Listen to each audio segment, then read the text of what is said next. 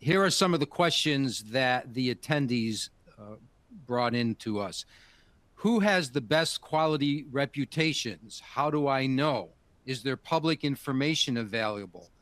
Do you always need to hear from colleagues to find the best consultants? Do we always need to get referrals? Is there any other way? How do you qualify consultant services? And so those are the real things that our attendees want to know today. Anyone want to jump in here and start with some specifics about finding that consultant? I'm happy to dive in. Okay, it's all yours.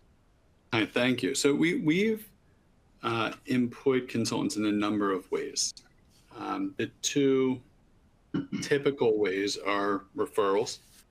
The other are groups that essentially warehouse consultants. So the group that we work with quite often is a group called BioBridges.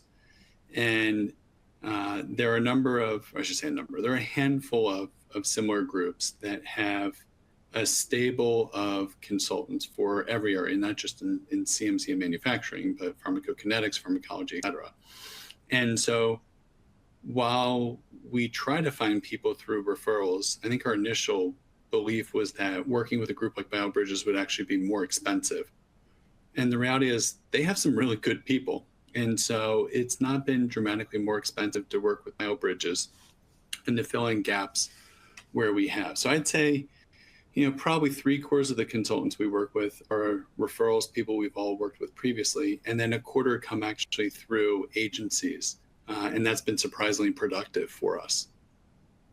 Yeah. Martin, you and I recently did an editorial where you also said a little more about the expense of consultants. Do you want to go through what you said about the expense of consultants? Yeah, good consultants are really, really expensive, and the good ones know that they're good and charge even more. And then on top of that, you throw in COVID-related inflation, and you regularly get consultants that are anywhere between $250 and $500 per hour, depending on the specialty and the experience set.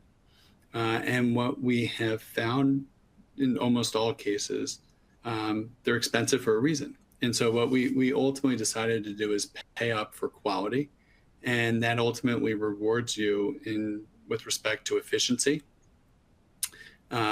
They do more, but with less hours. So on a net basis, it's not all that much more money, in some cases less. And then they're also much more seasoned. And so in our case, being a publicly traded company, we need to speak to investors. And so people who are more experienced, more expensive, tend to actually be much better at presenting and much better at presenting in front of investors. So we've become very comfortable with that sort of model, and it's worked to our benefit in our view. Very good. And all the consultants out there are happy to hear that, I'm sure.